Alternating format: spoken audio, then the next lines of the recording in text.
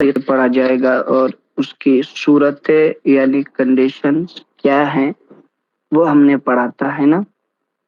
شروع صورت مینس جہاں سے ہماری قرت کی شروعات ہو رہی ہے، جہاں سے ہمارے پڑھنے کی ابتدا ہو رہی ہے، وہیں سے صورت کی بھی ابتدا ہو رہی ہے، تو ایسی جگہ کو کہتے ہیں شروع قرت شروع صورت، یعنی وہیں سے قرت کی بھی شروعات ہو رہی ہے اور وہیں سے صورت کی بھی شروعات ہو رہی ہے۔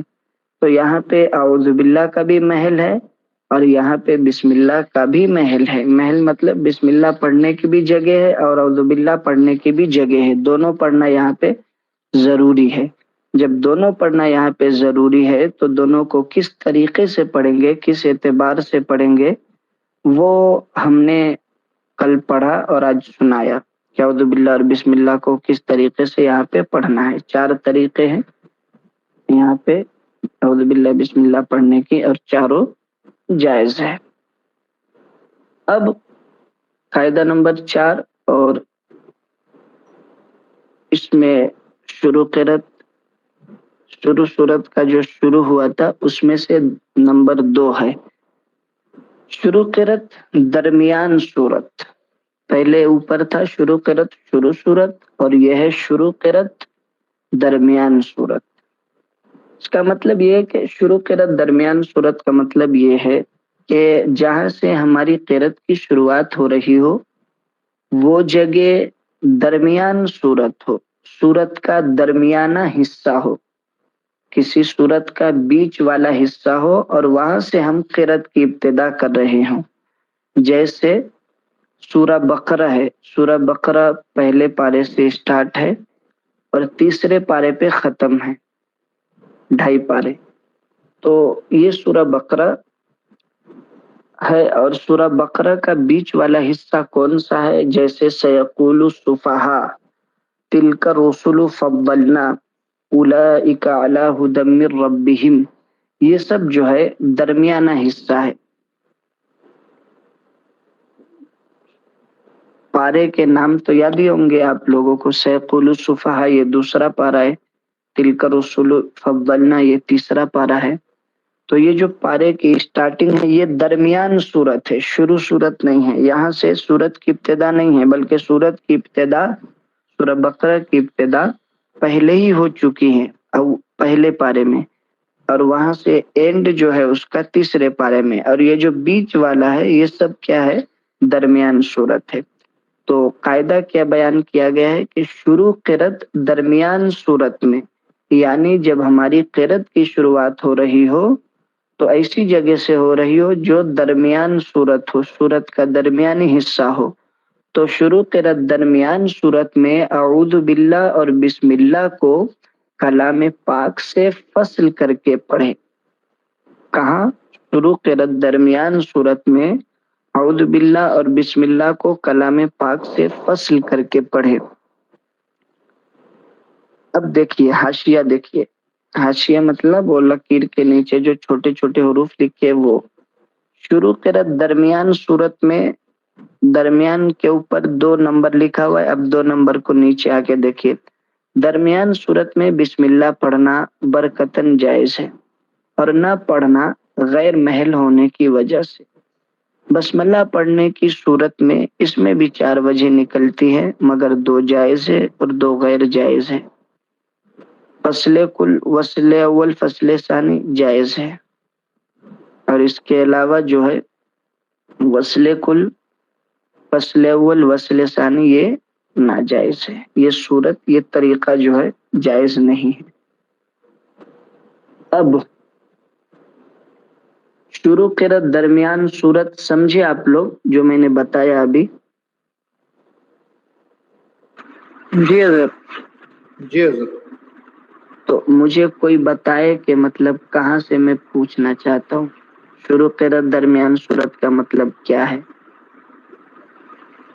جیسے آپ دوسری جگہ سے کہیں سے بتائیے۔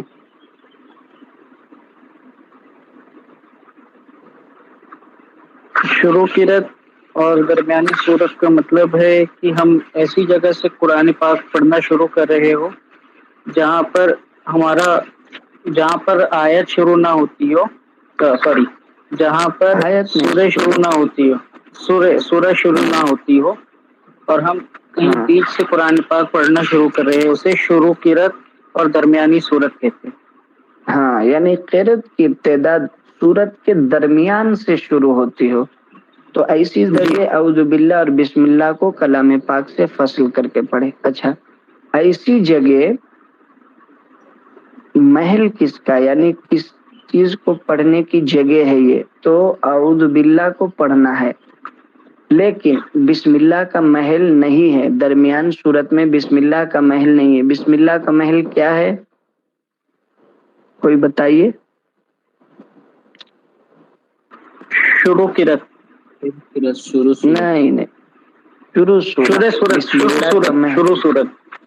हाँ, बिस्मिल्लाह का महल यानी बिस्मिल्लाह जिस जगह पढ़ना जरूरी है वो है शुरू सूरत, यानी सूरत का शुरुआती हिस्सा। यानी जैसे कि अल्हम्दुलिल्लाह के शुरू में, अलिफ लाम मीम के शुरू में, कुल हुवल्लाहु अहद के शुरू में, कुल औज़ु बिरब्बिन नास के शुरू में, इन सब जगहों पे जहाँ से सूरत की इब्तिदा हो रही है, स्टार्टिंग हो रही है, वहाँ पे बिस्मिल्लाह का महल है। और औज़ु बिल्लाह का महल शुरू क़िरत है। जो शुरू क़िरत आप बोल रहे हैं ना, वहाँ पे औज़ु बिल्लाह का महल है। औज़ु बिल्लाह का महल है शुरू क़िरत, बिस्मिल्लाह का महल है शुरू सूरत, ये याद रखिएगा। तो दरमियान सूरत से जब हम पढ़ना शुरू करेंगे तो यहाँ पे तो औज़ु बिल्लाह का महल है, लेकिन बिस्मिल्लाह का महल तो है नहीं। तो बिस्मिल्लाह क्यों पढ़ेंगे, तो बिस्मिल्लाह इसलिए पढ़ेंगे बरकत के वास्ते, इसलिए कि हुजूर की हदीस है, अल्लाह के रसूल सल्लल्लाहु ताला अलैहि वसल्लम फरमाते हैं कि कोई भी अच्छा काम, बेहतर काम बिना बिस्मिल्लाह के नहीं करना चाहिए। कोई भी अच्छा काम करने से पहले बिस्मिल्लाहिर्रहमानिर्रहीम जरूर पढ़ना चाहिए। उसकी बरकत यह है कि वो काम मुकम्मल और पूरा हो जाता है, और बिस्मिल्लाह न पढ़ा जाए तो वो काम अधूरा होता है। तो इस हिसाब से बिस्मिल्लाह का महल तो नहीं है, लेकिन हम वहाँ बिस्मिल्लाह पढ़ते हैं बरकतन, बरकत के वास्ते। तो जब हम दरमियान सूरत से शुरू करेंगे और वहाँ पे औज़ु बिल्लाह का महल है, बिस्मिल्लाह का नहीं है, लेकिन जब बिस्मिल्लाह हम पढ़ेंगे तो बरकतन पढ़ेंगे। तो जब बिस्मिल्लाह पढ़ेंगे तो पढ़ने की सूरत में यहाँ पे कितनी सूरतें, कितनी कंडीशन, कितने तरीके निकलते हैं। औज़ु बिल्लाह बिस्मिल्लाह को पढ़ने के कितने तरीके निकलते हैं, तो बता रहे कि 4 निकलते तो हैं, लेकिन 2 जायज है, 2 बिस्मिल्लाह को मिलाकर पढ़ने की 2 ही सूरतें निकलती है जो जायज है। 2 ही सूरत कौन सी निकलती है जो जायज है? एक तो है फसले कुल, यानी सबको अलग अलग करके पढ़ना। जैसे हम सयकुल सुफहा से पढ़ना चाह रहे दरमियान सूरत से, तो फसले कुल किस तरीके से होगा, देखिए मैं पढ़ के बताता हूँ। औज़ु बिल्लाहि मिनश शैतानिर रजीम, बिस्मिल्लाहिर्रहमानिर्रहीम, सयकुलु सुफहाउ मिनन नास। ये हुआ फसले कुल। अब दूसरा वसले अव्वल, फसले सानी। वसले अव्वल यानी अव्वल को मिलाना, यानी औज़ु बिल्लाह बिस्मिल्लाह को मिला देना, सयकुलु सुफहा को अलग कर देना। औज़ु बिल्लाहि मिनश शैतानिर रजीम, बिस्मिल्लाहिर्रहमानिर्रहीम, सयकुलु सुफहाउ मिनन नास। ये दोनों सूरत, ये दोनों तरीका जो है जायज है। यानी आपको ये याद रखना है कि दरमियान सूरत में 2 तरीके जायज है, और 2 तरीके वो हैं जिसमें बिस्मिल्लाह जो है, बिस्मिल्लाह को हम कलाम पाक से हर हाल में अलग करके पढ़ना है। यानी बिस्मिल्लाह और दरमियान सूरत को मिलाना नहीं है किसी भी सूरत में। तो जाहिर सी बात है, फसले कुल जब हम पढ़ रहे तो तीनों को अलग करके पढ़ रहे, तीनों में नहीं मिल रहा है। फिर वसले अव्वल फसले सानी पढ़ रहे तो वसले अव्वल यानी औज़ु बिल्लाह बिस्मिल्लाह को मिला देना और सयकुलु सुफहा को अलग कर देना। इसमें भी बिस्मिल्लाह को हम दरमियान सूरत से नहीं मिला रहे हैं। तो ये दोनों सूरत जो है जायज है। क्योंकि इसलिए बिस्मिल्लाह को इसलिए भी नहीं मिला रहे क्योंकि बिस्मिल्लाह का महल है ही नहीं। बिस्मिल्लाह को तो हम बरकतन पढ़ रहे हैं, तो जिसका महल नहीं है उसको उसके साथ मिलाना दुरुस्त نہیں ہے. تو بسم اللہ کو کسی بھی حال میں درمیان سورت سے ملا کے ہم نہیں پڑھیں گے بلکہ الگ کر کے ہی پڑھیں گے. ٹھیک ہے. تو یہ جو دونوں سورت میں نے بتایا یہ جائز ہے. اب جو ناجائز طریقہ ہے، جو طریقہ جائز نہیں ہے وہ کیا ہے؟ تو وہ ہے وصل کل، یعنی تینوں کو ملا کے پڑھنا. جیسے اعوذ باللہ من الشیطان الرجیم بسم اللہ الرحمن الرحیم سیقول السفہاء، یہ ناجائز ہے، ایسے پڑھنا جائز نہیں ہے. اسی طریقے سے وصل اول فصل ثانی، یہ تو جائز والا ہے، لیکن اس کا جو الٹا ہے وہ ہے فصل اول وصل ثانی، یعنی فصل اول پہلے کو الگ کر دینا، دوسرے کو ملا کے پڑھنا. جیسے اعوذ باللہ من الشیطان الرجیم بسم اللہ الرحمن الرحیم سیقول السفہاء. تو یہ جو دو طریقے ہیں یہ جائز نہیں ہے. ان دونوں میں بسم اللہ کا محل نہیں ہے. بسم اللہ کو پھر بھی ہم پڑھ رہے ہیں برکتن، تو بسم اللہ کو ہر حال میں درمیان سورت سے الگ کر کے پڑھنا ہے. ٹھیک ہے، سمجھ میں آیا یہ؟ جی آپ ایک بار یہ حاشیہ پڑھیں گے نا، تو حاشیہ پڑھنے کے بعد جو صورت یہ یاد ہی کر لینا ہے. ٹھیک ہے، کہ درمیان صورت میں بسم اللہ پڑھنا برکتن جائز ہے، اور نہ پڑھنا غیر محل ہونے کی وجہ سے. بسم اللہ پڑھیں گے، اگر پڑھتے ہیں بسم اللہ درمیان صورت میں تو اس میں بھی 4 وجہ نکلتی ہے، مگر 2 جائز ہے اور 2 غیر جائز ہے. جو جائز صورت ہے وہ لکھا ہوا اسی میں اوپر، فصل کل وصل والفصل ثانی جائز ہے. اور اس کے علاوہ جب جائز ہے بول دیے نا آپ، تو اس کو پڑھ کے آپ کو پریکٹس کرنا ہے. فصل کل، فصل مطلب الگ کرنا، کل مطلب سب کو، یعنی سب کو الگ کر کے پڑھنا. وصل اول فصل ثانی، وصل اول یعنی پہلے کو ملا دینا، اور فصل ثانی یعنی لاسٹ والے کو الگ کر دینا. یہ پڑھ کے آپ دیکھ لیجئے. پھر اس کے جو اپوزٹ ہے وہ نیچے لکھے ہوئے وصل کل فصل اول وصل ثانی، یہ ناجائز غیر جائز، اس لیے کہ بسم اللہ کا محل ہی نہیں ہے وہاں پہ. تو بسم اللہ کو ہم وہاں پہ پڑھیں گے تو اس کے ساتھ ملا کے پڑھنا درست نہیں ہے.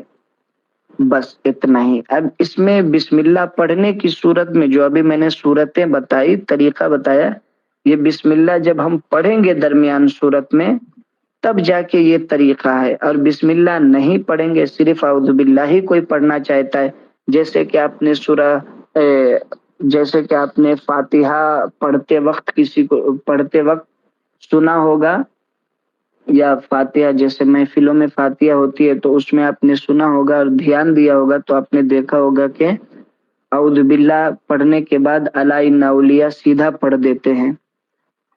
تو صرف اعوذ باللہ پڑھنے کی صورت میں کیا طریقہ ہے وہ کل میں بتاؤں گا. آج صرف اتنا ہی پڑھیے کہ درمیان قرات شروع قرات درمیان صورت میں اعوذ باللہ اور بسم اللہ کو کلام پاک سے فصل کر کے پڑھے. اب درمیان صورت کیا ہے؟ تو درمیان صورت یہ ہے کہ جہاں سے ہماری قرات کی ابتدا ہو رہی ہے وہ صورت کا بیچلا حصہ ہے، نہ اسٹارٹنگ ہے نہ اینڈ ہے، بیچ والا حصہ ہے. جب ہم یہاں سے تلاوت کر رہے ہوں بیچ والا حصہ، جیسے سیقول السفہاء تلک الرسل لن تنالوا البر، یہ سب لا يحب اللہ الجہر، یہ سب صورت کا درمیانہ حصہ ہے.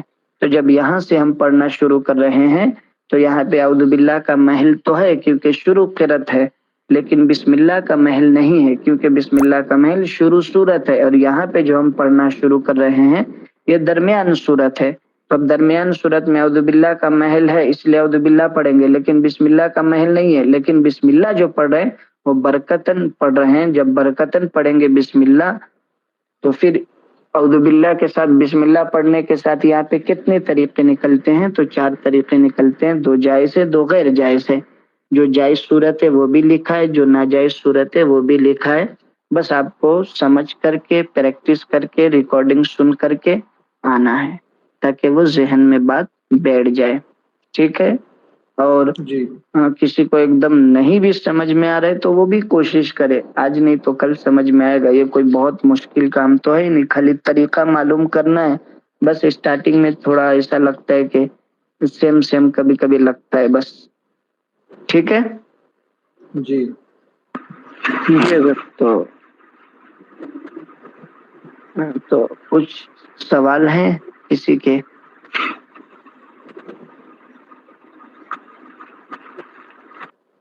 کچھ پوچھنا ہے؟ نہیں حضرت. ٹھیک. تو یہ ریکارڈنگ سن لیجئے گا اور یاد کر کے کل آئیے گا، پھر کل سنائیے گا. ٹھیک ہے، چلیے. جی السلام جی علیکم. جی انشاءاللہ. وعلیکم السلام.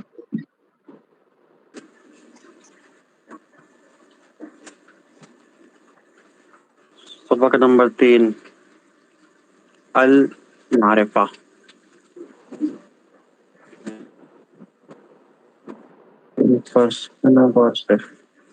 جس کلمے پر الف لام داخل نہ ہو اس کے آخری حرف پر تنوین یعنی دو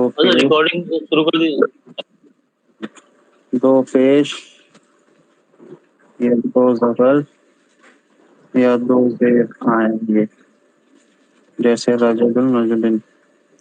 یعنی جس لفظ کے شروع میں، جس کلمے کے شروع میں الف لام لگا ہوا نہ ہو، شروع میں الف لام رہتا ہے، اگر وہ نہ ہو تو اس کلمے کے آخری حرف پر یا دو زبر یا دو زیر یا دو پیش آئے گا، جیسے رجل رجلن رجلن. اس کو شروع میں رجل کے شروع میں الف لام نہیں لگا ہوا ہے، اسی لیے اس کے آخری حرف پر تنوین یعنی دو زبر دو زیر اور دو پیش آیا ہے. اور جس کلمے پر الف لام داخل ہو اس کے آخری حرف پر تنوین کے بجائے ایک پیش یا ایک زیر یا ایک زبر آئے گا، جیسے الرجل الرجلی الرجلہ. یعنی جس کے شروع میں الف لام ہو اس کے آخری حرف پر دو زیر دو زبر دو پیش نہیں آئے گا، بلکہ اس کے بجائے ایک زیر یا ایک زبر یا ایک پیش آئے گا. تنوین کسے کہتے ہیں؟ تنوین کہتے ہیں دو زبر دو زیر دو پیش کو. قاعدہ نمبر 2، جس کلمے پر الف لام داخل نہیں ہوگا اس کا ترجمہ اردو میں کوئی یا ایک یا چند سے کیا جائے گا، جیسے رجل کوئی. یعنی وہ اس کے شروع میں الف لام نہ ہو، جب اس کا ترجمہ اردو میں کرو گے جیسے رجل ہے، تو رجل کا مطلب اردو میں ترجمہ کیا کیا ہو سکتا ہے؟ یا تو کوئی مرد یا ایک مرد، اور اگر جمع ہے تو چند مرد. اس طرح ترجمہ کرتے ہیں کیونکہ اس سے کوئی خاص انسان مراد نہیں ہوتا بلکہ عام ہوتا ہے، کوئی بھی ہو سکتا ہے. اور جس کلمے پر الف لام داخل ہوگا اس کا ترجمہ اردو میں کوئی یا ایک یا چند سے نہیں کیا جائے گا بلکہ الرجل، جیسے اس سے مراد کوئی خاص مرد، بس مرد ہو گیا، کوئی خاص مرد مراد ہوتا ہے.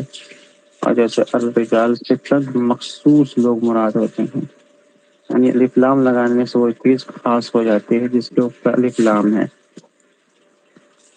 ٹھیک ہے، سمجھ میں آیا؟ جی حضرت. صرف ایک لوگ کو سمجھ میں آیا؟ جی حضرت الحمدللہ.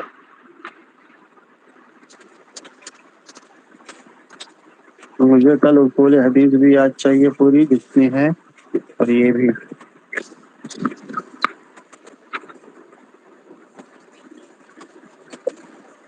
جی حضرت انشاءاللہ.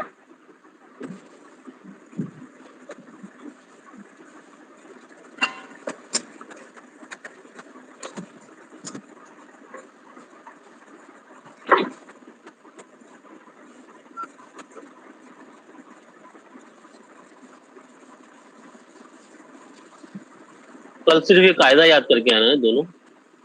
ہاں، یہ اور مدرس پہ یاد کر کے آنا، اور اصول حدیث میں جو میں پڑھایا ہوں حدیث ضعیفہ کا بیان وہ یاد کر کے آنا. جی کل مجھے یاد چاہیے، جی ٹھیک ہے؟ جی حضرت انشاءاللہ. انشاءاللہ.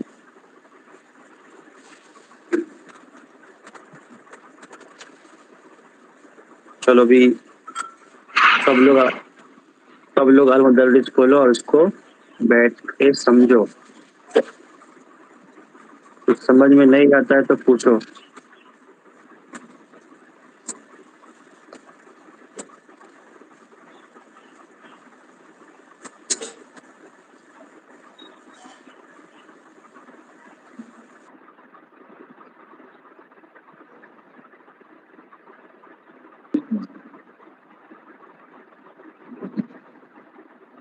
हेलो.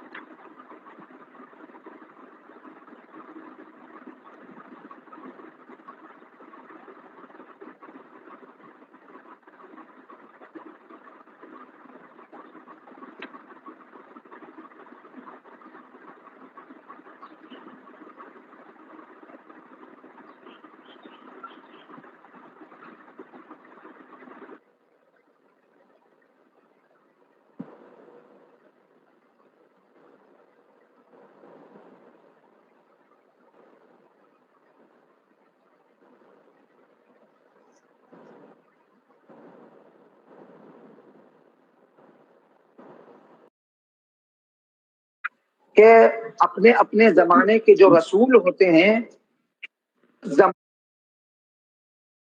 شریف میں رہے، پھر 10 سال مدینہ طیبہ میں رہے.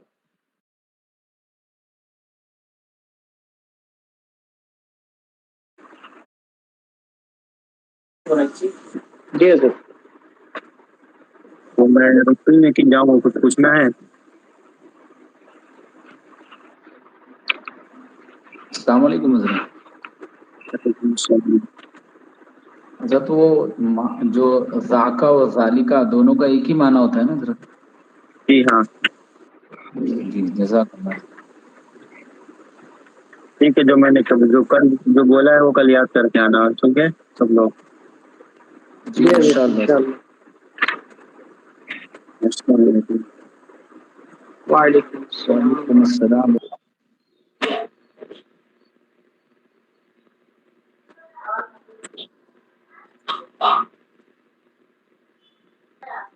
حضرت میں سنا دوں حضرت؟ ابھی وقت ہو گیا، کل سنائیے گا انشاءاللہ.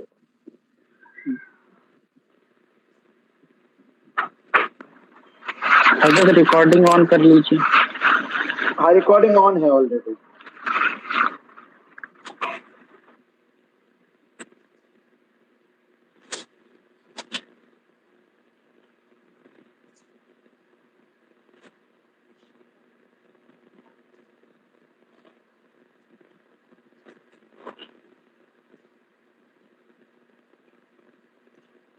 ٹھیک جی سنیے.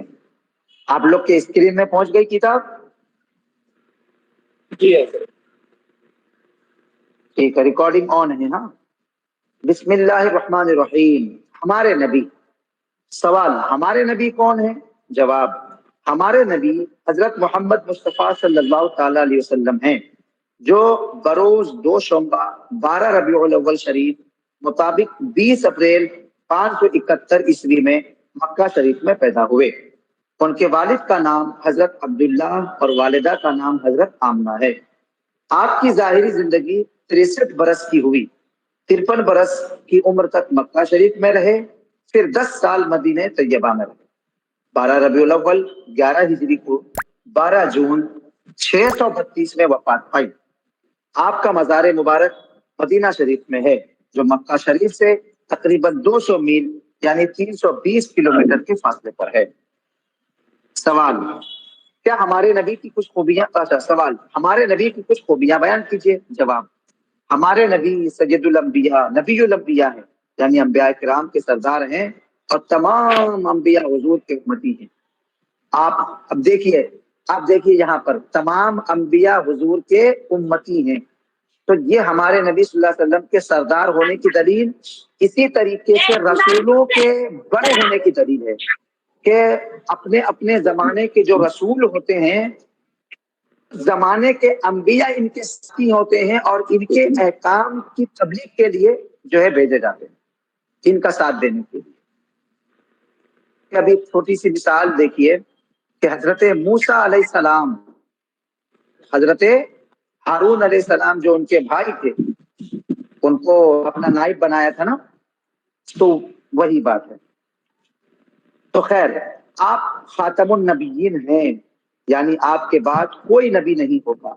जो शख्स आपके बाद नबी पैदा होने को जायज समझे वो काफिर है।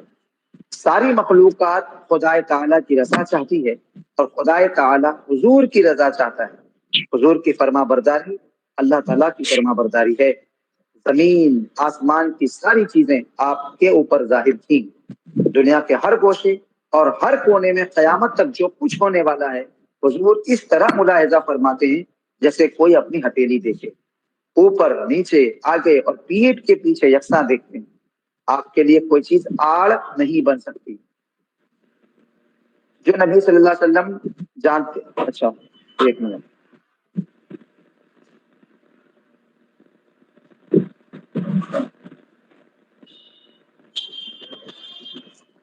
हुजूर सल्लल्लाहु ताला अलैहि वसल्लम जानते हैं कि जमीन के अंदर कहाँ क्या हो रहा है। खुशू जो दिल की एक कैफियत का नाम है, हुजूर उसे भी मुलाहिजा फरमाते हैं। हमारे चलने फिरने उठने बैठने और खाने पीने वगैरह हर कौलो फेल की हुजूर को हर वक्त खबर है। ये तमाम चीजें जहां जो कही गई हैं, वो बुखारी शरीफ हदीस की किताब है, मिशका शरीफ हदीस की किताब है और बहार शरीयत वगैरह मसाइल की किताब है। इन किताबों से देखकर जमा करके इन तमाम चीजों को पिछले जो पैराग्राफ में बयान की गई है बातें, उन तमाम बातों को यहाँ रखा गया। एक सवाल ये उठता है कि थोड़ा अकीदे के तौर पर याद रखिए कि नबी अलैहिस्सलातु वस्सलाम के बारे में ये कहा गया है कि खुशू जो दिल की एक कैफियत का नाम है, हुजूर उसे भी मुलाहिजा फरमाते हैं। हमारे चलने फिरने उठने बैठने और खाने पीने वगैरह हर कौल फेल की हुजूर को हर वक्त खबर है। तो इसका मतलब क्या, इसका मतलब क्या कि हमारे नबी सल्लल्लाहु ताला अलैहि वसल्लम अभी हमें देख रहे हैं या हमारे काम के बारे में पता कर रहे हैं। तो इस चीज के बारे में अकीदा याद रखिए कि जिस तरीके से अल्लाह ताला ने अपने बंदों को बनाया है और अल्लाह ताला को उसके बंदों के बारे में हर आन खबर रहती है, किनके जरिए से, फरिश्तों के जरिए से। तो फरिश्ते अल्लाह ताला तक तमाम अहकाम पहुंचाते हैं, तमाम खबरें पहुंचाते हैं कि अल्लाह तेरा बंदा ये काम कर रहा है, तेरा बंदा अभी ये काम कर रहा है। और यही हिसाब किताब का सिस्टम अल्लाह ताला ने जो है फरिश्तों के जरिए से बना दिया है कि कयामत के दिन इन्हीं के जरिए से तो सवाल किया जाएगा। तो बिल्कुल उसी तरीके से अल्लाह ताला ने कुछ फरिश्ते ऐसे मुकर्रर कर दिए हैं कि रसूल पाक सल्लल्लाहु ताला अलैहि वसल्लम तक वो दुनिया की तमाम चीजों की खबरें पहुंचाते हैं। अब ये बात कि क्या अभी वो खबरें पहुंचाने के लिए फरिश्ते अपना अपना जो है हर फरिश्ता पहुंचा ही रहा है कि हजरत या रसूलल्लाह अभी मौलाना जमील ये कर रहे हैं, या रसूलल्लाह अभी फलां इंसान ये कर रहे हैं, नहीं, बल्कि अल्लाह ताला ने एक निजाम बना दिया, निजाम। तो इस्लाम का जो पूरा कॉन्सेप्ट है ये निजाम पर है, समझ गए। کہ رسول پاک صلی اللہ علیہ وسلم تک خبر پہنچانے کے لیے ایک نظام بنا ہوا ہے کہ کس طریقے سے دنیا میں جو کیا چیزیں ہو رہی ہیں رسول پاک صلی اللہ علیہ وسلم سسٹمیٹک طریقے سے پتہ رہتی ہے، اور جب وقت آئے گا تو رسول پاک صلی اللہ تعالی علیہ وسلم اس کی خبر لوگوں تک پہنچا دے گی۔ بات سمجھ میں آ گئی؟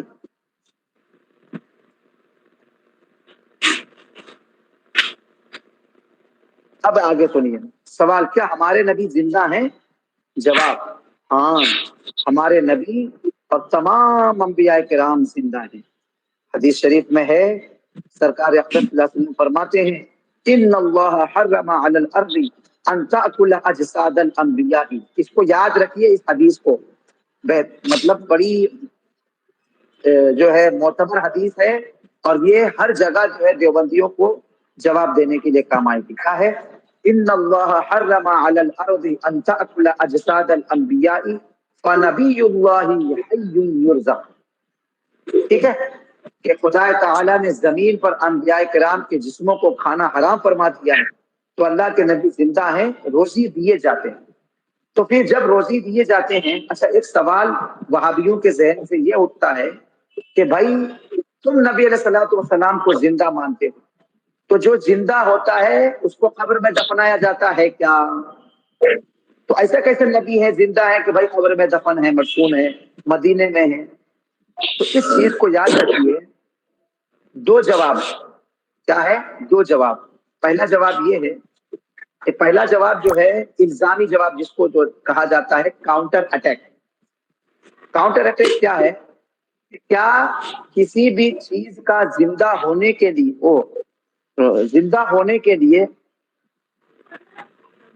یہ ضروری ہے کہ وہ قبر میں دفن نہ ہو؟ کیا یہ ضروری ہے کہ وہ قبر میں دفن نہ ہو؟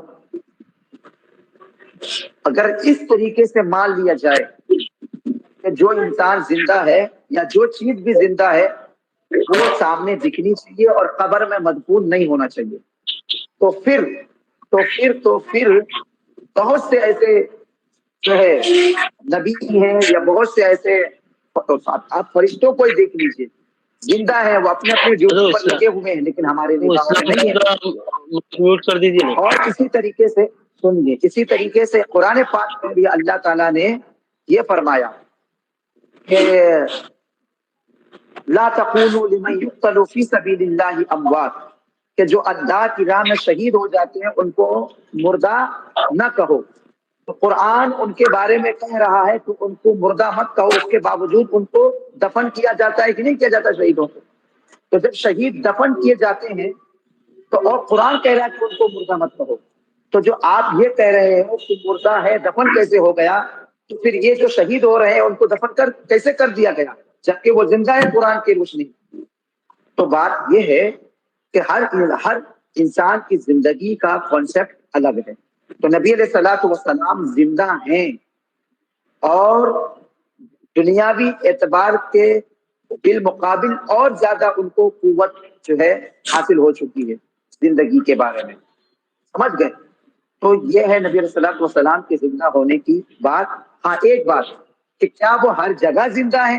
نہیں، بلکہ رسول پاک صلی اللہ علیہ وسلم اپنی قبر میں فی الحال زندہ ہیں، اور اللہ تعالیٰ نے ان کو قوت و طاقت بخشی ہے کہ وہ اپنی زندگی کے اعتبار سے جو ان کی زندگی جو ہے وہ اپنی زندگی کے اعتبار سے جیسا چاہے، جس کی مدد چاہے کریں اور جہاں چاہیں جائیں، تو وہ ان کی زندگی کا ہمیں شعور نہیں ہو سکتا کہ ہم انسانوں کی طرح وہ زندہ ہوں کہ بھائی وہ جو ہے ایسے ہی جیسے ہم لوگ ابھی فی الحال 4 پیر سے 2 پیر سے چل رہے ہیں، 2 ہاتھ سے 2 ہاتھوں کا استعمال کر رہے ہیں، یا نبی علیہ الصلوۃ والسلام جس طریقے سے اپنے ظاہری حیات میں زندہ تھے، صحابہ کے جھرمٹ میں تھے اور صحابہ کے درمیان رہ کر اسلام کی ترویج و اشاعت کر رہے تھے، ایسے ہی ہوں۔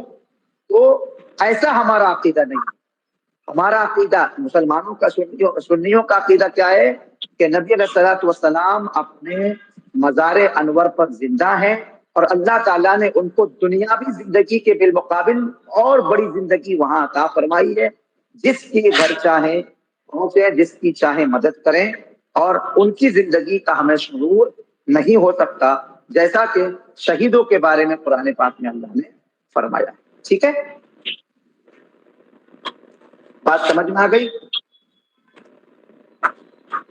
जी जी ठीक। सवाल, जो शख्स अंबियाए किराम के बारे में कहे कि मरकर मिट्टी में मिल गए तो उसके लिए क्या हुक्म है? जवाब, ऐसा कहने वाला गुमराह, बदमजहब और खबीस है। अगर जो वो नबी अलैहिस्सलाम के बारे में ऐसा कह रहा है कि माअज़ल्लाह मरकर मिट्टी में मिल गए, वो आज की तरह जिंदा नहीं है, तो वो काफिर नहीं होगा, याद रखिए। गुमराह हो सकता है, काफिर नहीं हो सकता। काफिर कहते हैं जरूरियात दीन में से किसी एक के इनकार को, और नबी अलैहिस्सलाम की हयात और उनकी जिंदगी का ताल्लुक जरूरियात दीन से नहीं है, ये जरूरियात अहले सुन्नत से है। और जो चीज जरूरियात अहले सुन्नत से हो उनको मानना जरूरी है, लेकिन अगर कोई उनका इनकार करता है तो वो काफिर नहीं होगा, ये याद रखिए। ठीक है?